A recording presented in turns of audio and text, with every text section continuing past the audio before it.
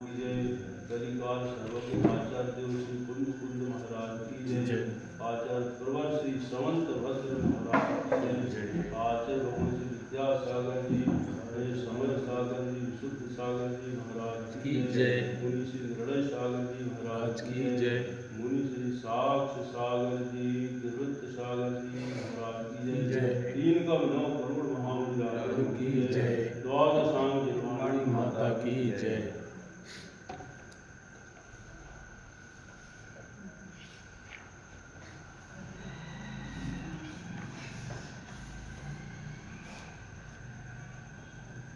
जिन सरस्वती ग्रंथ के अंतर्गत कर्मों की 10 अवस्थाओं वाला पाठ अपन सभी पढ़ रहे हैं, जो पेज नंबर 206 7 में है। 206 और 7 में कर्मों की 10 अवस्थाएं। कर्म जो है ज्ञानावरणी, दर्शनावरणी, वेदनी, मोहिनी, आयु, नाम, गोत्र, अंतराय। 8 कर्म, 4 भातिया,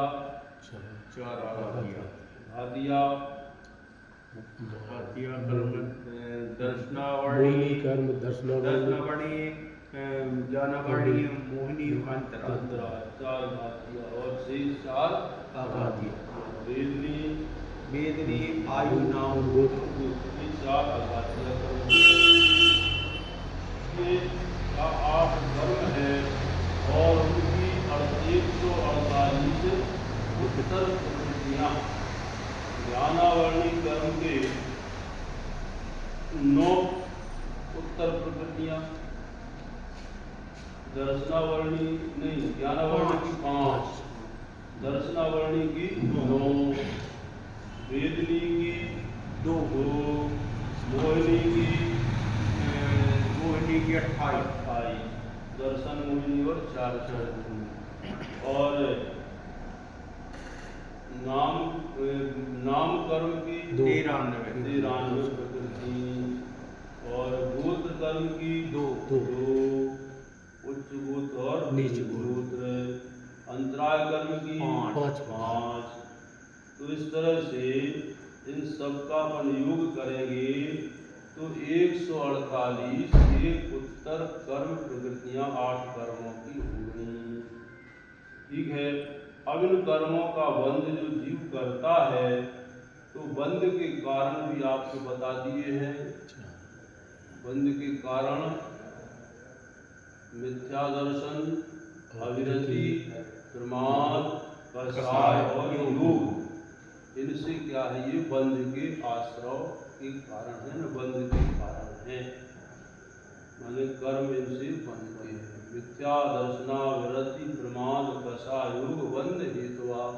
आचार्य उमा स्वामी ने तत्वार्थ सूत्र ग्रंथ में ये सूत्र कहा है कि मिथ्या दर्शन, अविरति, प्रमाद, कषाय और योग जो है ये बंध के हेतु है, यानी बंध के कारण है। बंध के प्रकार भी बताए हैं 4 प्रकार। प्रकृति बंध, स्थिति बंध, अनुभाव बंध और प्रदेश बंध। इनमें से जो प्रकृति बंध और प्रदेश बंध है वह योग के निमित्त से होता है ना। और स्थिति अनुभाग बंध जो है कषाय के निमित्त से होता है, ऐसा समझना चाहिए। अब यहाँ पर कर्म की 10 अवस्थाएं या 10 करण जिनको हम पढ़ रहे हैं, उसमें पहला क्या है, बंध है। दूसरा कौन सा है, सत्व या सत्ता। तीसरा कौन सा है, उदय। चौथा कौन सा है, उदीर्ण। और उसके बाद क्या है, उदय के बाद उदीर्ण, उत्कर्ष। और ठीक है, उपसम ले लो। मतलब अभी क्रम कोई जरूर नहीं है कि मतलब उदय उदीर्णा के बाद उपसम ही हुए, ऐसा नहीं है ना। ये तो दिखाया तो उस हिसाब से याद कर लें। तो उदय उदीर्णा के बाद उत्कर्षण, अपकर्षण, संक्रमण और उपसम, निधत्ति और ये 10 अवस्थाएं हैं, कर्म की 10 अवस्थाएं, 10 करण। बंध मतलब क्या है? बंध का मतलब क्या है? कर्मों का आत्मा के प्रदेशों में दूध और पानी के समान में एक वेव क्षेत्राकार संबंध को प्राप्त हो जाना। जो कर्म वर्गणा है, उन कर्म वर्गणाओं का योग और कषाय के निमित्त से, किसके? योग और कषाय के निमित्त, यानी जीव के परिणामों से और योग से क्या होना? आत्म प्रदेशों के साथ कर्म रूप में परिणत होकर के एक मेव क्षेत्रावगाह हो जाना, यह संबंध अवस्था को प्राप्त हो जाना, इसका नाम क्या है? बंध है ना। जैसे ही कर्म बंधता है तो उस समय 4 बातें एक साथ हो जाती हैं। उसमें उसका स्वभाव यानी प्रकृति पड़ जाती है, स्थिति यानी कब तक रहेगा ये निश्चित हो जाता है, अनुभाग यानी कैसा फल देगा निश्चित हो जाता है, और प्रदेश यानी उसका कितने वर्गणाएं जो है कर्म रूप में परिणत हुई हैं, ये भी क्या है? निश्चित हो जाता है। इस तरह से 4 क्या बंध के प्रकार ऐसे हो जाते हैं: प्रकृति बंध, स्थिति बंध, अनुभाग बंध और प्रदेश बंध, है ना। कौन कौन? प्रकृति, स्थिति, अनुभाग और प्रदेश, 4 प्रकार का बंध है। तो बंध का मतलब है आत्म प्रदेशों के साथ कर्म वर्गणाओं का कर्म रूप में परिणत होकर के एक मेव क्षेत्रावगाह संबंध को प्राप्त हो जाना क्या है? बंध है। अब सत्य या सत्ता क्या है?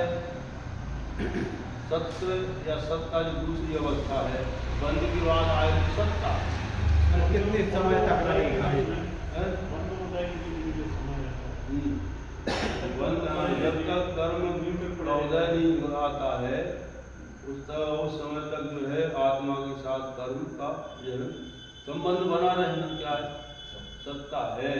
मतलब ऐसी अवस्था जो कर्म बंध के बाद फल देने के पूर्व बीज की स्थिति को क्या कहते हैं? सत्य या सत्ता कहते हैं। कर्म बंध के बाद और फल देने के पूर्व की बीज की को सत्व कहते हैं। सत्व काल में कर्म का अस्तित्व रहता है पर सक्रिय नहीं होता। जैसे किसी ने दवाई खाई है तो तुरंत असर नहीं करेगी, क्या है? कुछ समय बाद उसका प्रभाव दिखाई देगा। वैसे ही कर्म भी बंद होने के बाद कुछ काल तक प्रभाव नहीं दिखाता है, सत्ता में बना रहता है। तो जब कर्म बंद हुआ और जब तक वह फल नहीं देता है तो कर्म बंद और फल देने के बीच की अवस्था क्या है? सत्ता है। और सत्ता के लिए हमने आपको 2 उदाहरण बताए थे। कौन कौन से? सत्ता में स्थित कर्म किस प्रकार का रहता है?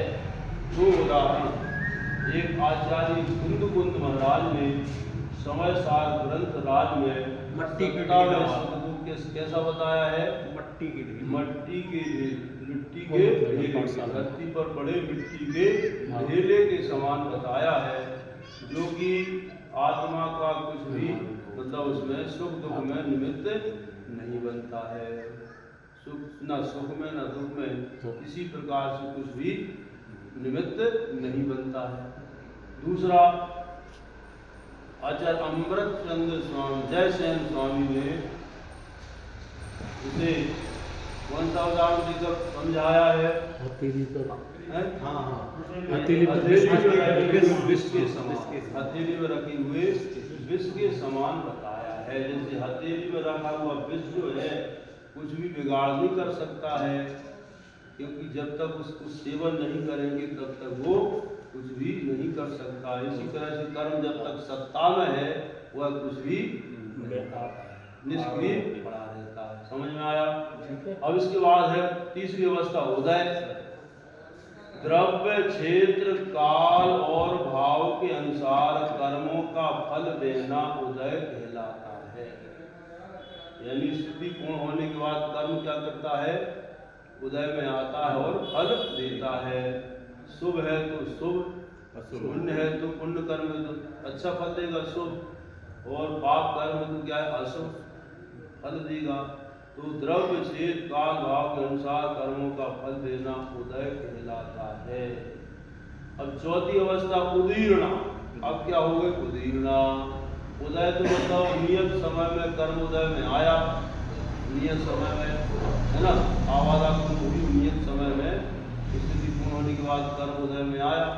ये तो सामान्य प्रक्रिया हो गई, है ना, इसमें तो कोई विशेष बात नहीं है। जो कर्म बांधा है उदय में आएगा और फल देगा, ये तो सामान्य बात है। इसमें कोई निरंतर चल रहा है, निरंतर कर्म का बंध कर रहे हैं और निरंतर पुराने कर्म उदय में आ रहे हैं, फल दे रहे हैं, और वो क्या है, उनके विषय झड़ रहे हैं। निरंतर प्रक्रिया चल रही। एक भी समय नहीं होगा जब कर्म का बंध नहीं होता है ना, और कर्म उदय में नहीं आता है। बिल्कुल निरंतर प्रक्रिया, क्योंकि अनादिकाल से तो कर्म बांध रहे हैं।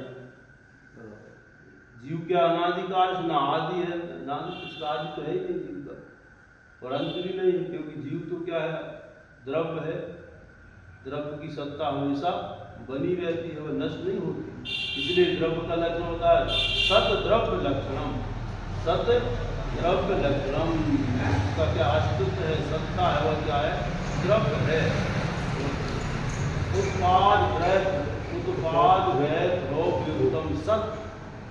सत द्रव्य लक्षण में ऐसा कहा है, तो फिर सत क्या है, सत क्या है, उत्पाद व्यय द्रव्युक्तम सत, है ना, उत्पाद व्यय द्रव्युक्तम सत।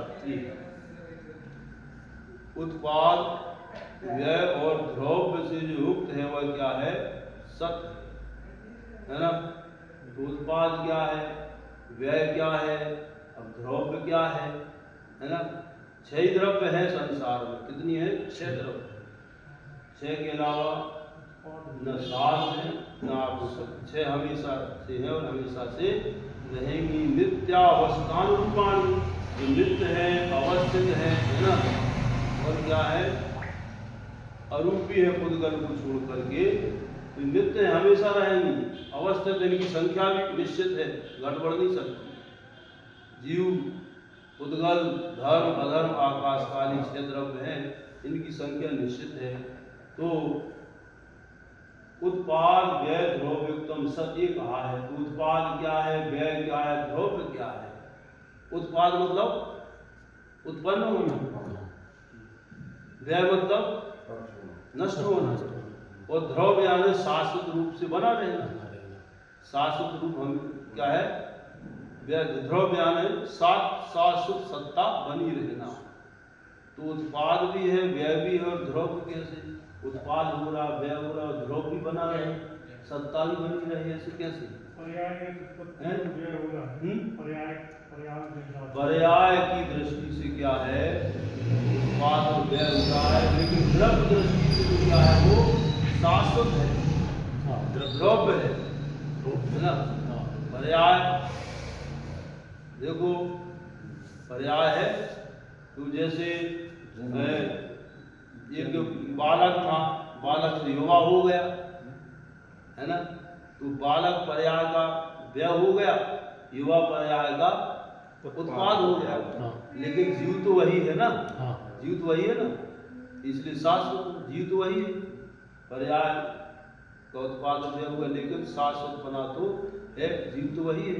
बालक में भी वही था और युवा में भी वही है। तो इसका नाम ये क्या है, द्रव्य जो है, सत्ता हमेशा उसकी बनी। उत्पाद व्यय द्रव्य चलता रहे, उत्पाद व्यय चलता रहे, तो द्रव्य रूप में हमेशा बना रहता है। इसको आचार्य समंत भक्त स्वामी ने आत्ममीमांसा ग्रंथ में बहुत ही सुंदर दृष्टांत के माध्यम से इस उत्पाद व्यय द्रव्य को समझाया है। बहुत अच्छा दृष्टांत दिया है। एक राजा की 2 संतानें थी, एक लड़का और एक लड़की, राजकुमार और राजकुमारी। क्या, राजा की 2 संतानें थी, लड़का लड़की, राजकुमार और राजकुमारी। तो क्या हुआ कि राजा ने राजकुमार के लिए सोने का एक मुकुट बनवाया। क्या बनवाया, सोने का मुकुट बनवाया था। राजकुमार के लिए सोने का मुकुट बनवाया। अब कुछ दिन बाद क्या हुआ, जो राजकुमारी ने कहा कि पिताजी मुझे सोने का घड़ा चाहिए। क्या चाहिए? कुंभ घट, सोने का घट चाहिए। तो राजा ने क्या किया, जो सोने का मुकुट था उस मुकुट को तोड़वा करके उसका क्या बनवा दिया? घड़ा बनवा दिया। उसका क्या बनवा दिया? घड़ा बनवा दिया। सोने के मुकुट को तोड़ करके सोने का घड़ा बनवा दिया। तो अब इसमें क्या हुआ कि जो राजकुमार का मुकुट टूट गया और राजकुमारी का घड़ा बन गया। तो राजकुमार तो दुखी हो गया, भाई मेरा मुकुट क्या है, नष्ट हो गया। मेरा मुकुट था, बहुत सुंदर मुकुट था, मुकुट तोड़वा दिया। और राजकुमारी प्रसन्न हो गई, अरे सोने का घड़ा मिल गया मेरे लिए, सोने का घड़ा। तो क्या होगा यहाँ पर कि मुकुट पर्याय का विनाश हो गया और घड़े पर्याय का उत्पाद हो गया। लेकिन सोना तो वही है। सोना तो वही है, मुकुट में भी वही था और घड़े में भी वही है। तो ध्रुव हो गया। स्वर्ण क्या है? ध्रुव है। मुकुट में भी था, घड़े में भी है।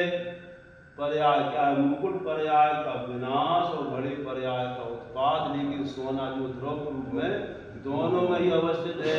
तो मतलब है जो पर्याय बुद्धि जिसकी है वो हर्ष विषाद करता है, वो जिसकी द्रव्य दृष्टि है न हर्ष करता है न विषाद करता है।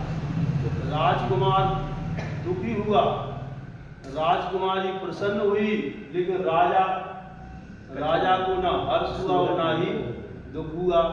क्योंकि उसको सोना तो दोनों में है, मुकुट में भी था और घड़े में भी है।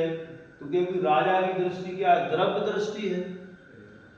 और राजकुमार राजकुमारी की दृष्टि क्या है? पर्याय दृष्टि है। तो पर्याय दृष्टि के कारण क्या वो दुखी हुए।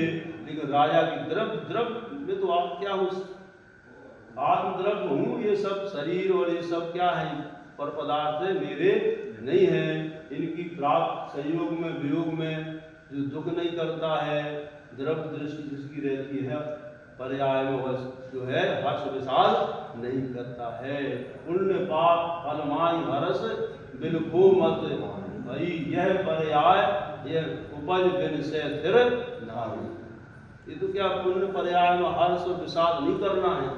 क्योंकि तो क्या है, पर्याय जो है पुण्य पाप के फल में हर्ष विषाद नहीं करना, क्योंकि ये तो पर्याय उपजती है और नष्ट होती है।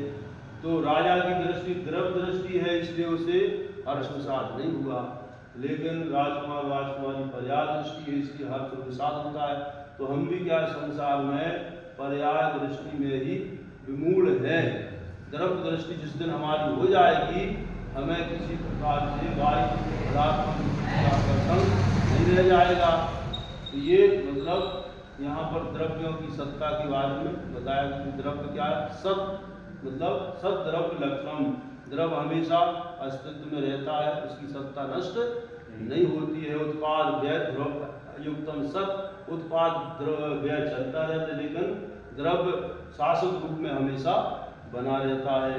तो यहाँ पर अपन क्या है, उदीर्णा की बात कर रहे थे कि उदीर्णा उदय तो निरंतर चल रहा है ना, कर्म का बंद होता है, उदय भी निरंतर बंद हो रहा और निरंतर उदय चल रहा है। लेकिन उदीर्णा क्या है, इसको समझना। उदीर्णा मतलब क्या? उदयावली के बाहर स्थित द्रव्य का अपकर्षण पूर्वक उदयावली में लाना उदीर्णा है।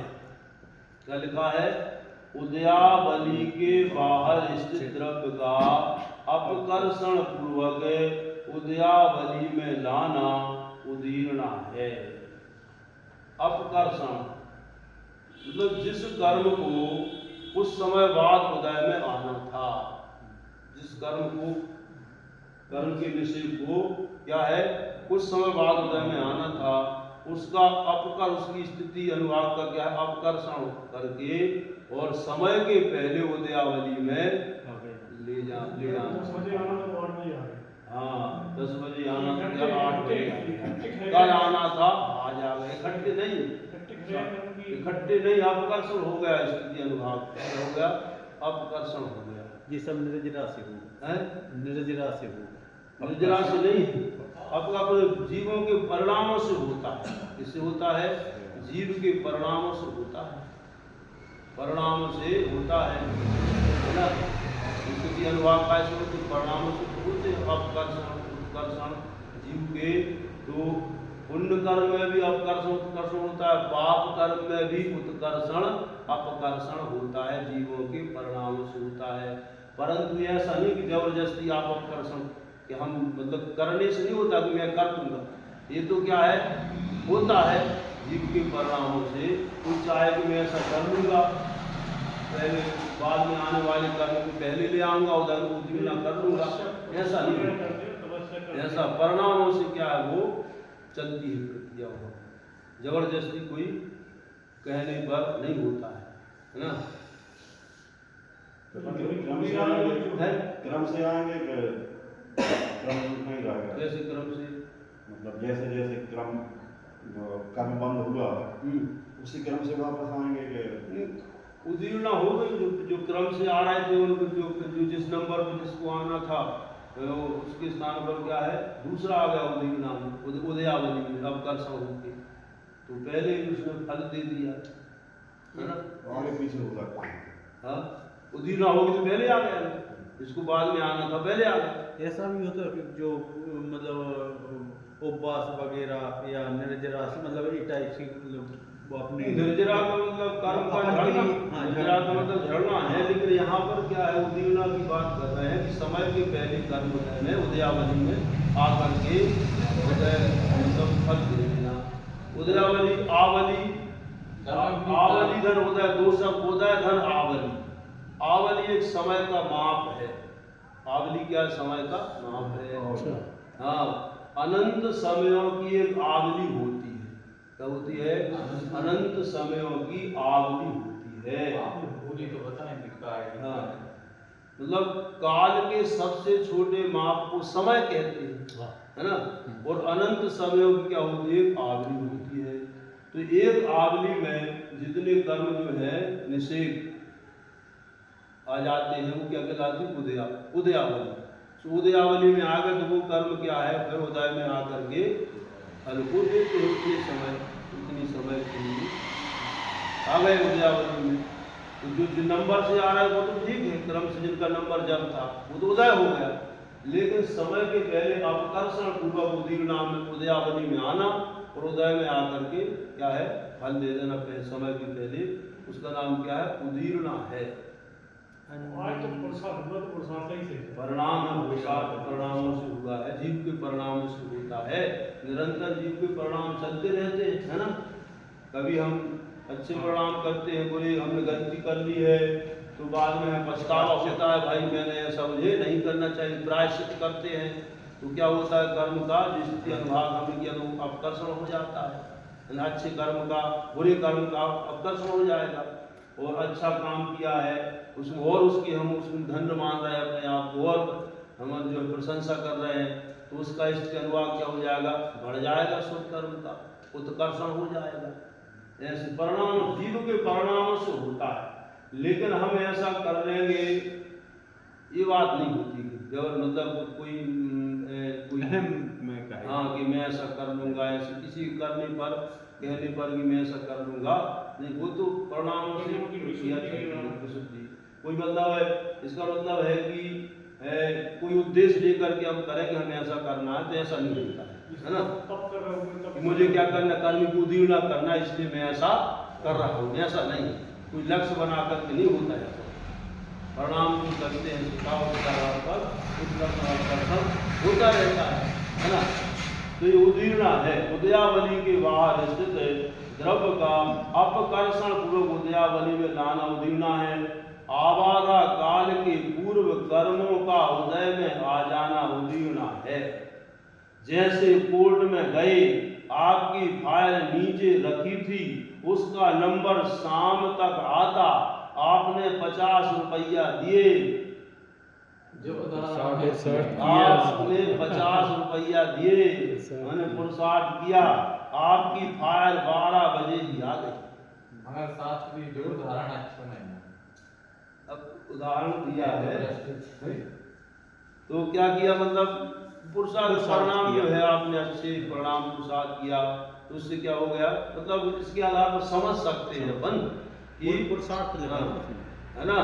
तो क्या हो गया, पहले उदीर्णा हो गई। उदीर्णा से अभी क्या होता है कि उदीर्णा चलती रहती है, जैसे भयंकर गर्मी लग रही है तो उष्ण नाम कर्म के उदय से हमें क्या है, गर्मी लग गर्मी लग रही है। लेकिन यहीं पर एसी चला दिया जाए, क्या हो जाएगा, ठंड लगने लगेगी, तो क्या होगा, यहाँ पर शीत नाम कर्म की उदीर्णा हो गई। क्या हो गई, शीत नाम का, अभी क्या उस नाम कर्म चल रहा था होता है, अब तुरंत क्या होगा, शीत नाम कर्म की उदीर्णा हो गई, तो क्या होगा, ठंडी लगने लगी। ऐसे द्रव्य शीत काल भाव आदि निमित्त से परिणामों से कर्म की क्या हो जाती है, उदीर्णा हो जाती है। एक बात और समझने की है कि आज जो अपन देखते हैं कि संसार में, बहुत महत्वपूर्ण बात बता रहा हूँ, बहुत महत्वपूर्ण बात, आज हम देखते हैं संसार में कि जो धर्मात्मा जीव है ना, जो धर्मात्मा जीव है उनके जीवन में ज़्यादा कष्ट, बिल्कुल, है ना, ज़्यादा दुख, ज़्यादा संकट दिखाई देते हैं और आते हैं, वो ज़्यादा कष्ट में देखे जाते हैं। अब सभी की बात नहीं करते, सभी है, सभी के साथ ऐसा है, लेकिन अधिकांश ऐसा लोग में देखा जाता है। और लोग कहते हैं भाई कितना धर्म कर रहे हैं, लेकिन इसके बाद भी कितना कष्ट आएगा, किस बात का धर्म, क्या मतलब है धर्म करने से, ऐसा लोग कहते हैं। जब धर्म कर रहा है उसके बाद भी क्या कुछ नहीं हो रहा है, तो मतलब क्या है, भगवान की पूजा करने से, भक्ति करने से, है ना, कर्मों की निर्जरा हो रही है। मतलब अभी तो सिद्धांत की बात अपन देखें तो सामान्य लोग कहते हैं ना कि ऐसा है। और दूसरी तरफ देखते हैं कि जो कुछ नहीं कर रहे हैं, मंदिर तक नहीं आ रहे हैं, व्यसनी है, शराब पी रहे हैं और मांस खा रहे हैं और ना जाने सप्त व्यसनों में लिप्त हैं, ऐसे लोग मौज उड़ा रहे हैं, आनंद कर रहे हैं, उनके पास सब कुछ है, कोई कष्ट नहीं उनके लिए। तो लोगों के लिए कहने की हो जाता है कि धर्म वर्म कुछ भी नहीं है ना, खाओ पियो मौज उड़ाओ, है ना, ये कुछ नहीं है, जो सामने है वही है, पर लोग किसने देखा है। इसलिए 4 बार कह गया, यावत जीवम सुगम जीवे ऋणम कृत्वा घृतम भवेत् भस्मीभूतस्य देहस्य पुनराजन्म कुतः। मतलब जब तक जियो सुखपूर्वक जियो, यदि कर्जा लेकर भी घी पीना पड़े तो भी करो, कर्जा लेकर भी क्या करना पड़े, घी पीना है तो करो, मतलब कर्जा लेकर भी मौज मस्ती करना है, आनंद सुख भोगना है तो करो।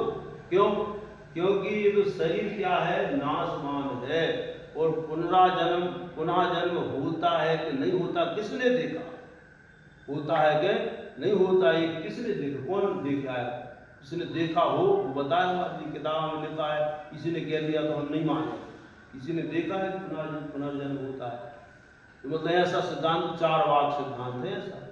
तो ऐसा जो देखते हैं लोग में कि जो है पापी जो है व्यसनी लोग हैं, मौज उड़ा रहे हैं, कहानी, हाँ मौज उड़ा रहे हैं, तो देखिए तो ये क्यों है, इसका कारण क्यों है, उसका कारण उदीर्णा में, उत्तर उसका काय में है, उदीर्णा में। कैसा उदीर्णा में है कि जो व्यक्ति धर्मात्मा है, जो है देव साज गुरु का भक्त है, वृद्ध उपवास संयम से रह रहा है, उसके क्या हो रहा है, उसको क्या है, उसको अच्छी जगह जाना है, कहाँ जाना है, आगे के समय में सुख भोगना है, उसका क्या करना है, आगे के समय में उसका साता कर्म का उदय ज्यादा रहेगा। इसलिए इस समय असाता कर्म उदीर्णा हो करके आ करके क्या हो रहा है, उसकी निर्जरा हो रही है, क्योंकि आगे को बस समय तक साता का ही उसके लिए भोग करना है। इसलिए जो कर्म उसमें बांधे खराब हो, मान लीजिए तो वे कम फल दे के, जैसे पुण्य कर रहा हो तो कम फल दे के झाड़े के ज्यादा, वो तो अपकर्षण होगा, अपकर्षण होगा, हाँ अपकर्षण बिना जहाँ अपकर्षण जिनमें होता है, अपकर्षण होकर कम फल दे करके निकल जाता है, तो उसको उदीर्णा हो गई, अपकर्षण हो उदीर्णा हो नहीं है, अपकर्षण हो करके उद्यावली में आके उदीर्णा निकल गए, तो वो क्या है, अशुभ कर्म जो है क्या है, अपकर्षण पूर्वक उनकी उदीर्णा हो रही है। ज़्यादा क्या हो रहा है, अधिक मात्रा में अशुभ कर्म यहाँ पर निकल रहे हैं। क्योंकि जैसे को स्वर्ग जाना है तो वहाँ क्या, स्वर्ग में तो क्या हो गई, साता का ज़्यादा हो गया, साता का साता, इसलिए अशुभ कर्म अभी बाद में क्या हो, उसकी साता कर्म का उदय ज़्यादा रहेगा। इसलिए दूसरी तरफ जो अभी मौज मस्ती उड़ा रहे हैं, पाप भी कर रहे हैं, तो उनका क्या हो, उनके असाता, उनकी साता की उदीर्णा हो रही है। अशुभ कर्म की मतलब शुभ कर्म की उदीर्णा हो रही है।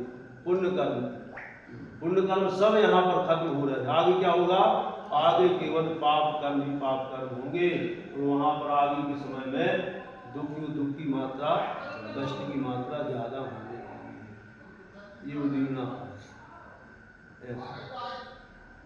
लेकिन कर्म सिद्धांत को नहीं समझते हैं लोग, तो कर्म सिद्धांत को ना समझने के कारण इस तरह से सामने जो दिख रहा है उसी को ही सत्य मान करके और अपना जो है सिद्धांत बना लेते हैं। लेकिन कर्म सिद्धांत को पढ़ेंगे, गहराई से कुछ समझेंगे, तो रहस्य समझ में आएगा कि वास्तव में जो धर्मात्मा जीव हैं उनके जीवन में कष्टों की मात्रा क्यों ज़्यादा देखी जाती है, और जो व्यसनी लोग हैं उनके जीवन में कष्टों की मात्रा बहुत कम है। ऐसा क्यों है, कि उदीर्णा के कारण ऐसा होता है। पर ऐसा होता ही ऐसा भी नहीं कह सकते, है ना, कि सबके साथ ऐसा हो। पहली चोरी पकड़ा जाएगा, पुण्य न हुई है, पहली चोरी पकड़ा जाएगा। पहली चोरी में पुण्य न हुई तो क्या है, पहली चोरी पकड़ा जाएगा। तो पुण्य में ही तो करता है व्यक्ति, पुण्य का उदय से सफल हो रहा है। पुण्य का उदय है तभी तो सफल हो रहा है। यदि पाप का उदय हो तो सफल नहीं हो सकता, है ना। गलत काम में भी सफल हो रहा मतलब क्या है, पुण्य के उदय से। और यदि पुण्य नहीं है तो गलत काम करेगा, तुरंत क्या हो जाएगा, पकड़ में आ जाए, पकड़ जाएगा। अशुभ मतलब बुरे काम में सफलता के लिए क्या चाहिए, पुण्य कर्म चाहिए। मतलब पुण्य कौन सा कहलाएगा, पापानुबंधी पुण्य होगा। पापानुबंधी पुण्य, ऐसा पुण्य जो पाप का बंध सफल तो हो रहा है, लेकिन उससे क्या हो रहा है, पाप का बंध हो रहा है। पुण्य के उदय से सफल तो, लेकिन क्या कर रहा है, उससे पाप का बंद कर, पापानुबंधी पुण्य होगा।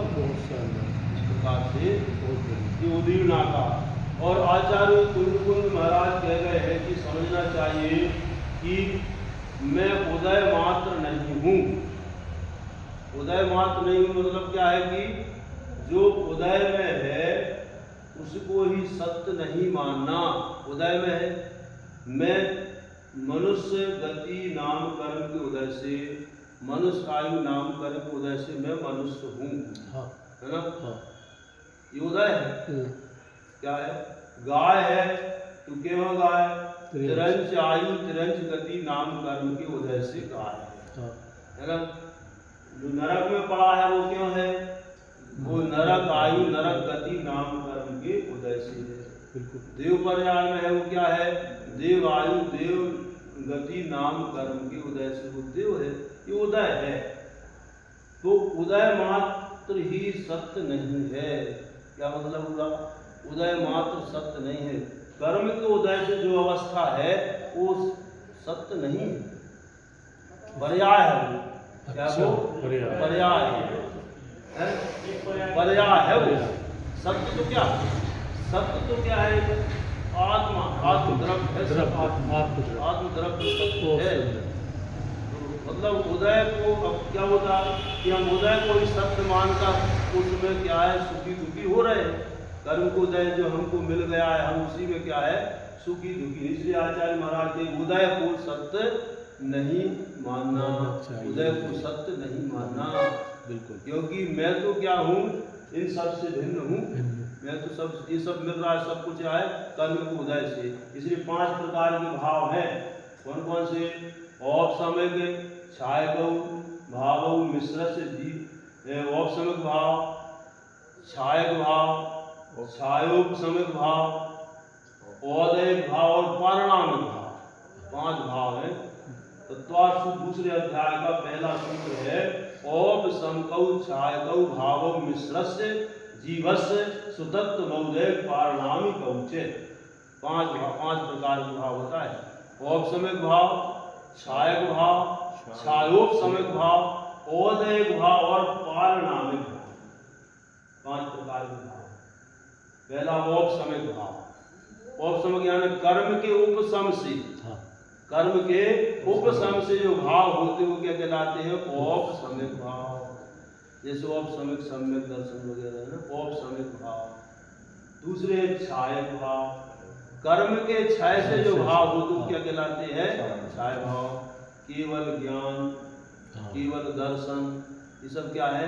छायक भाव। छायोपसमिक भाव जो कर्म के क्षय और उपसम से होते, छायोपसमिक सम्यक दर्शन। हाँ, तो ये हमेशा छायोपसम हमेशा रहता है। छायोपसमिक भाव तो है। तो और औदयिक भाव, औदयिक भाव है। पारिणामिक भाव भी है। तो छायोपसमिक मतलब छायोपसम से।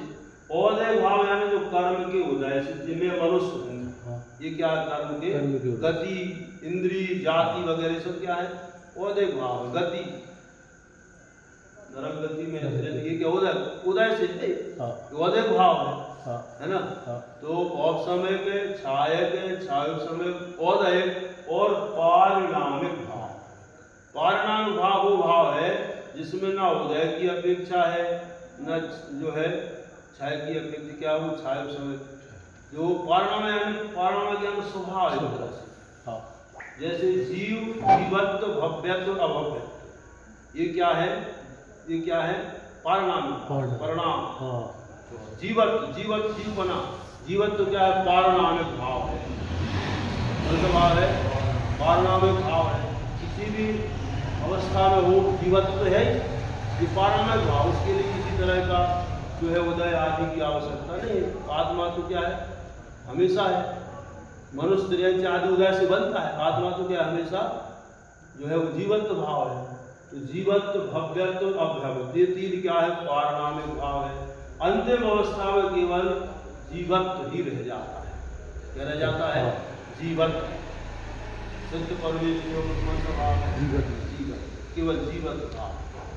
बाकी सब संसारी अवस्था में नहीं। कौन सा? जीवत्व भाव। 5 प्रकार के जो भाव हैं, इनमें औदयिक भाव, हम क्या औदयिक भाव में सुखी दुखी होते हैं। कौन से भाव में? औदयिक भाव में सुखी दुखी होते हैं। कर्म के उदय से अच्छी सामग्री, अच्छी चीजें मिल गई तो क्या हो गए? प्रसन्न हो रहे हैं। कर्म के उदय से हमारे लिए क्या है? पीड़ादायक, अनिष्ट संयोग हो गया है ना, परेशानी आ गई, कष्ट आ गया तो क्या हो गया? दुखी होते हैं। तो औदयिक भाव में हम क्या हो रहा है? सुखी और दुखी हो रहे हैं। तो इन भावों पर भी चिंतन किया जाता है। तो मैं उदयवान नहीं हूँ, मतलब ऐसा आचार्य में उदय नहीं हूँ। उदय से जो कर्म के उदय से सब अवस्थाएं पर्याय है, तो पर्याय में मुझे क्या है? विमूढ़ नहीं होना है। मैं अपने स्वभाव की ओर दृष्टि करना है। मैं क्या हूँ? शुद्ध आत्मद्रव्य हूँ। ये पर पदार्थ मेरे नहीं है, मेरे इनसे कोई संबंध नहीं है। इस तरह का। तो आज जो है अपन ने उदीर्णा का प्रकरण समझा। उदीर्णा क्या है? उदयावली के बाहर स्थित द्रव्य का यानी कर्म का अपकर्षण पूर्वक उदयावली में लाना उदीर्णा कहलाता है। किसको? कैसे?